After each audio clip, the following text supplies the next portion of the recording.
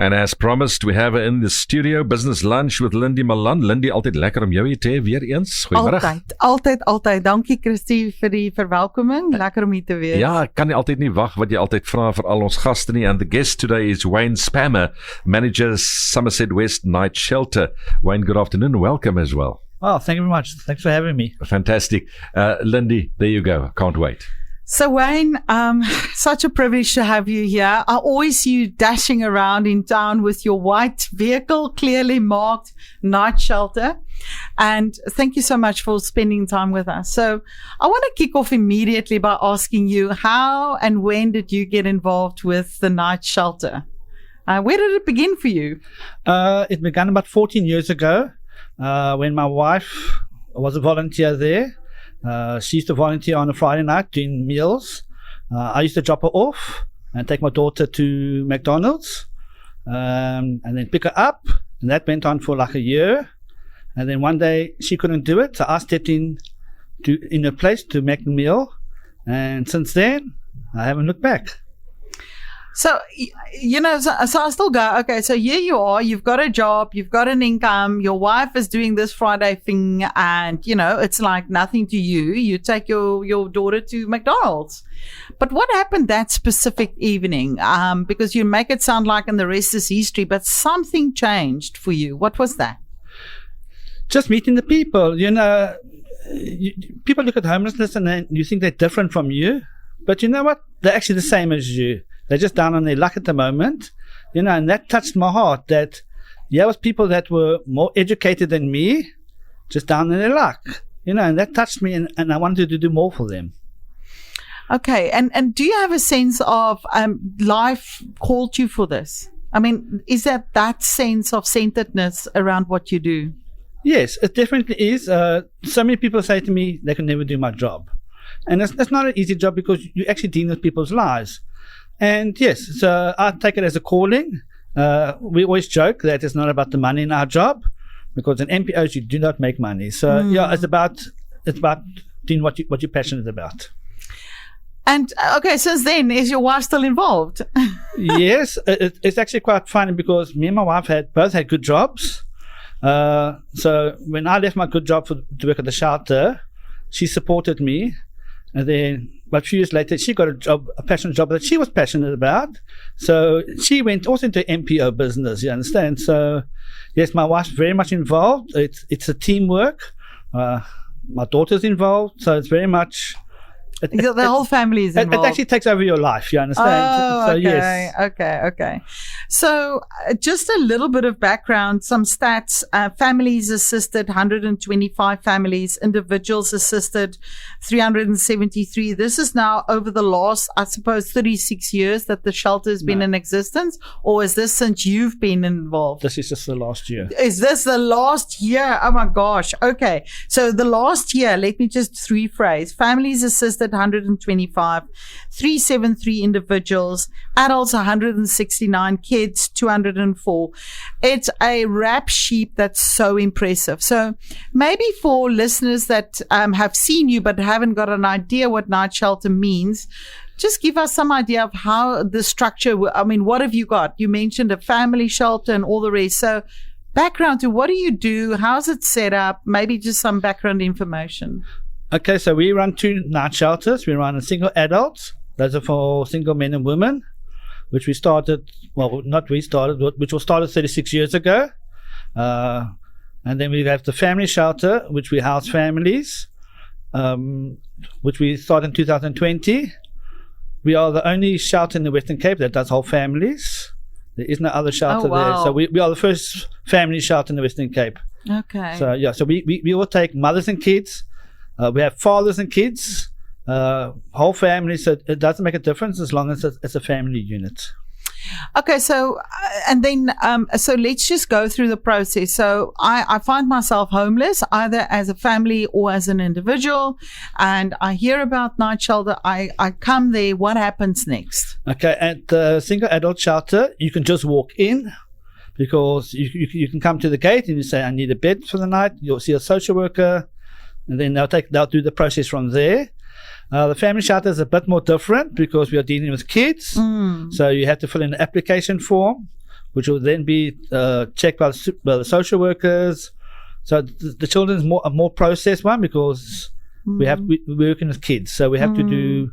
Then we do background checks and just to see that there's no abuse or anything like that. Anything else like that? You understand? Okay. So because that's what I say. So yeah, so that's a bit longer process of the family shelter. Where the adult shelter, you can literally just walk in and ask for bed for space for the night. Okay. I've got so many questions. Where to start? So, say for instance, I'm now an adult, single, homeless person, and I come there and I say, "Please, I need to sleep." What do you offer? I mean, what can I then expect? Okay, so what happens if you came in? You'll see one of our social workers. They would then give you space. Then I would do a PDP with you, which is the personal development plan. Everybody comes to the shelter, gets a PDP. So we'll sit with you and we'll say, "Lindie, what do you need?" Okay, so do you have an ID? No. Okay, so we'll help you get an ID. You need a CV. We'll help you get your CV. We have different programs. So we work with an organization called Pop Up that does computer training. So then we will put you on a computer course. So I'm hearing it's both a safe place where I can just sleep tonight, yes, but it's also the longer process yes, of intervention, and yes, we'll talk about that when we get back just now. Thanks, Chrissy. Yes, after this one by Lee Cole. We're busy with Business Lunch with Lindie Malan. Wayne Spammer in the studio, manages Somerset West Night Shelter, and Lindie's asking him questions. And what a job, and what a man.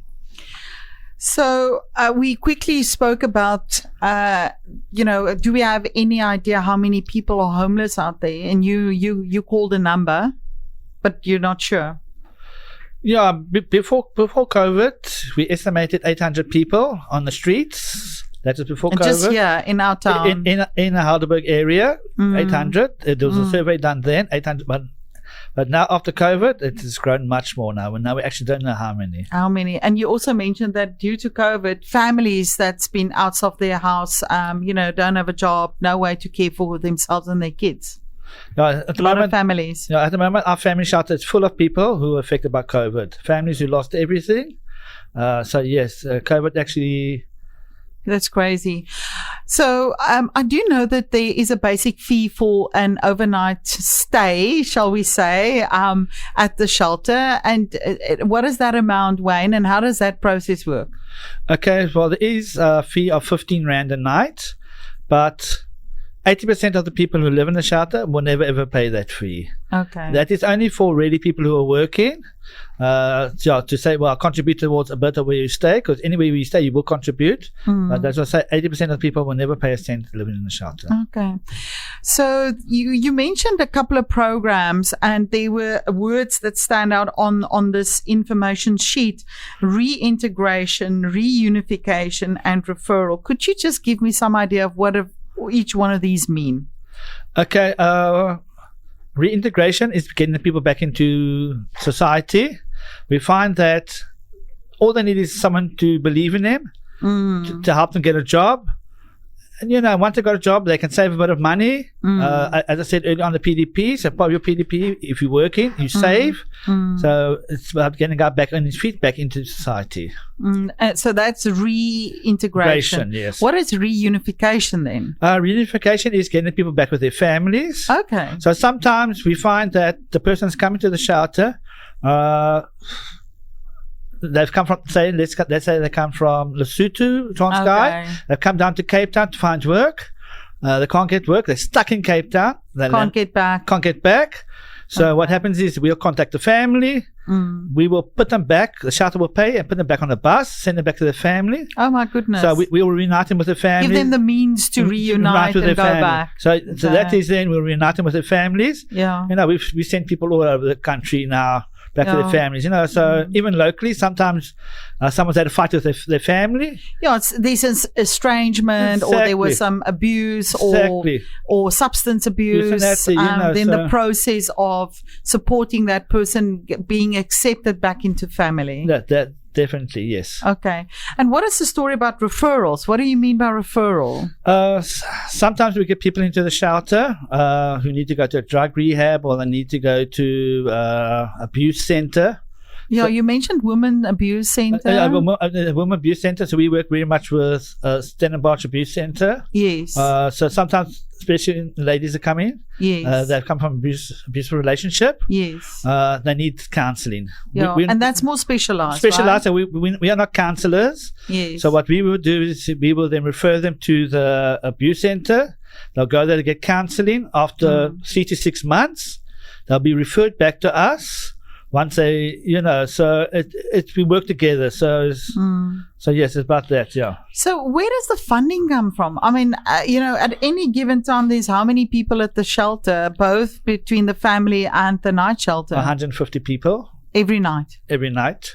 Okay, how do you feed them? We get donations. Okay. Government gives us a bit. Okay. And we do a lot of fundraisers. Okay. So fundraising is our main thing. During COVID, we started a family shelter with no money. Oh my goodness. We started with nothing, but the community rallied together. I mean, this radio station even came on board. Big contributor. Yeah. Voice for the shelter. Exactly, voice for the shelter. Everybody came on board. Yeah. And we managed to start a shelter from nothing with the community's help. And when I'm sure it's also about continuously raising awareness. I mean, driving around in our streets, we see these individuals. I mean, I've got two choices. I can turn my head away, not acknowledging that person. But then you said something just now. Some of them are quite learned. They've just been dealt a couple of cards and things haven't gone their way, right? That's right. Yeah. So a lot of the people that have come to the shelter are very educated. They've traveled the world. They've done things that we're never going to be able to do. They just need that helping hand. So, just to get back on their feet. And that's what we're there for. We're not there for hand out. We say we're hand up. Your hand up. Yeah. Oh, I like that. So if you see our tops say hope and dignity. Okay. So that is what we stand for. Hope and dignity. We want to give the people hope and dignity to get back on their feet, to get back into the community. So here I am at a traffic light and I see someone really desperate. I know we are being discouraged to give money, right? What is that whole thinking there? How do I help? Because I mean, will that then drag them deeper into despair, or what do I do? What's my responsibility? Okay. A couple of years ago, we started the voucher system where the public can come buy a voucher at the shelter. And what it is, so we tell people, instead of giving money at the robots, you give the guy the voucher. Yeah, and I've seen it. It's a little book with a couple of tear-out vouchers. Yes. So here's your meal and your sleep for the night. Sleep for the night. You can come there, you can get a meal for the night, you can get clothing, you can get a care pack. So, it's also to get the person to come to the shelter because... Yeah, so they can be reintegrated into the system. Yeah, but a lot of the guys, once you start talking to them, a lot of the guys are hardened street people. So just to get them to come there. So they come there a few times and then the social worker will say, okay, where are you staying? How can we help you? Now the accountability starts kicking in. And then they say, the shelter's not so bad. So, yeah. So, yeah. Okay, and it's a process of growth and rescuing them, I suppose. Thanks, Christy. We'll be back just now. Ons is besig met ons business lunch met Lindie Malan en sy gesels met Wayne Spammer. Hy is die manager by Somerset West Night Shelter. Last session, Lindie, let's go. So Wayne, we ended off just briefly talking about the voucher system, and I've asked you, so how many vouchers? And you said there's 20 vouchers in a voucher. No, 10 vouchers in a voucher booklet, and it will cost me 200 Rand. Now I'm homeless. I come with my voucher. What do I get for my voucher? Okay, so if you come with a voucher, well, you can get a night to stay if you want to. You have access to the social worker. So some people just want to speak to the social worker. They've got a problem on the streets and they want a social worker to help them, especially sometimes with the kids.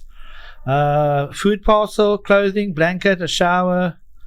And so I've got the option, I can stay over and sleep in a bed you guys provide, or I can have my shower and I can take my clothes, my blanket and my food and off I go if I prefer not to sleep there. Oh, that's right, yes. Okay, awesome. So we can buy these voucher booklets at the night shelter. Yes, but then you also said, so my question is, if I were to get involved, what are my options? How do you see people getting involved at the night shelter? Well, we have a lot of fundraisers, so we have a lot of people who like to just help with the fundraisers, So in December we have the gift wrapping, and then we always have people who come and wrap gifts, So if you like wrapping gifts, that's your thing. That's your thing. You come and wrap gifts. You understand? People help at our golf days. We have an art and wine auction, so artists donate paintings. So I always say to people, come visit the shelter and see where you would fit in. The shelter. Working at the shelter is not for everybody, but I always say I invite people always come visit us and see where you would be happy. So I think it's what stands out for me. I can either give a monetary, like a money or a donation every month, or I can volunteer in whatever way, bring my knowledge, bring my skills, or just help a pair of hands. Yes, always. There's always something to do. There's always something to do. We have a lot of the youngsters. So I run a creche on my family shelter. So we have a lot of the youngsters who love to come and just volunteer. Just play with the kids. Play with the kids, and mind the kids. I mean, this week the kids are gone for a picnic, so people that volunteers that volunteering the kids on the picnic. Oh wow! So that's what I always say. Come visit and see where you're comfortable and where you'd like to help. And when you tell us about the old lady that's been doing her bit for years now. You mentioned her in the break. So we have this old lady for many years now. Every month she brings us a packet of sugar, a tin of coffee, and a pack of tea. When she used to come beforehand, she would drive herself. But now that she's got older now, her son brings it every month, and small things like that really matters. To us, it's very much, someone cares about the homeless. It's helping somebody, So any little amount helps. Yeah, now I've written down a lot of little makes a lot, right? That's right. Because imagine 100 people gets to do that on a monthly base. How that just helps in so many ways. Definitely, because it's the basic things that we really need. It's the basic soap. What we take as basic soap, toothpaste, and that there. Yeah. That's what we need. Yeah, it's less that you have to buy. Yes. Yes. Okay. What gives you hope, Wayne? Gives me hope. The first year we started the family shelter, we managed to get all our kids into school. At the end of that year, all the kids came with their report card, and they showed me their report card, and everyone had passed. Amazing. So to me, it's like, we're doing something in someone's life. Yeah. We had a guy that just represented Western Province, a Craven Week. Wow. You look at it and amazing. So in those kind of things, you understand. I love kids. So people will tell you I love kids. I'm Uncle Wayne to everybody. So when a kid does well, when a kid comes to something, that gives me hope. That keeps me going. Yeah. That when the family moves out and they got their own place and you can see them getting onto their feet again. Yes. I have a guy that was there many years ago. He left the shelter, he got a job. He got married, he brought me to meet his wife. A few years later, he brought his first child to meet me. Oh, lovely. And not so long ago, he brought his second child to meet me. You understand? So to me, is that, you're making a difference in someone's life. That's incredible. Yeah. Wayne, for people that want to come and visit and see, I know you've also got a coffee shop at the shelter. Yes. So where is the shelter? The shelter is at 71 Church Street, just next to Buco in Somerset West. Okay. 71 Church Street. That's right, yes. Oh, okay. And I can come and have coffee, and I can meet the staff, and I can have a look around. Yeah, we'll give you a tour. We'll give you a tour of both shelters. You can have a nice piece of cake and a nice coffee and just meet the staff. You can even meet some of the clients there. Okay. Wayne, you know what? I really feel like, Christy, we can talk and talk and talk because, there's just so many things I want to ask you, but we've run out of time. People like you, Wayne, and I think you often hear that I can't do that, but then you can. So you've been called by the grace of God to do this amazing work. So I really want to bless you in a very special way and say, may the shelter be blessed, giving hope and dignity to many, many, many more people to, just have a sense of dignity and get back on their feet. So thank you so much for your time. Thank you very much. And let me tell you something funny, because when I was a volunteer at the shelter, I said to my wife, one day I'm going to manage the shelter, in a joke. A few months later, I was manager, and I said, be careful what you say because God hears you and God makes it happen. So, yes. There we go. God listens the whole time. Isn't that an amazing story to end off? So may God hear all your heart's wishes and may you be blessed forever a day. Thank you so much. Thank you very much for having me. Yeah, thanks, Wayne. Fantastic work you guys are doing there. Thanks a lot for that. And Lindie, we'll see you next week again. Volgende week donderdag weer hier. Net so. Thanks. Dankie. Cheers you.